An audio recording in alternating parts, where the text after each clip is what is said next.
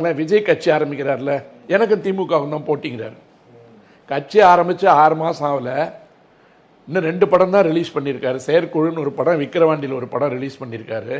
இந்த 2 படத்துலையும் எழுதி கொடுத்ததை வச்சுக்கிட்டு மாண்புமிகு முத்துவேல் ஸ்டாலின் கருணாநிதி அவர்களேன்னு கிளைமாக்ஸில் வசனம் பேசுகிற மாதிரி ஏதோ பேரெல்லாம் சொல்லி பேசி பார்க்குறாரு.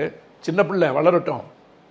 சீமானை கேட்டால் நான் தான் எனக்கு தமிழ்நாட்டுக்கு அடுத்ததுன்னுட்டு இருக்காரு.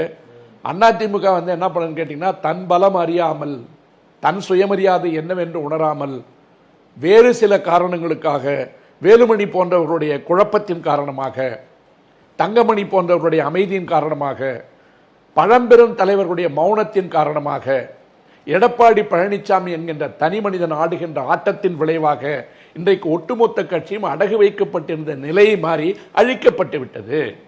ஏன் அழிக்கப்பட்டு விட்டதுன்னு சொல்றேன்னு கேட்டீங்கன்னா, தென் மாவட்டங்களில் இருப்பவர்களுக்கு தங்களுக்கு பிரதிநிதித்துவம் இல்லை என்ற காரணத்துக்காக தான் இந்த தோல்வியெல்லாம் வந்தது.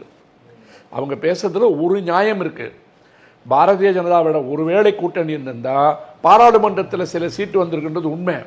ஆனால் அந்த சீட்டு வந்திருந்தா அதை பயன்படுத்தி இருக்கிறது யாரு?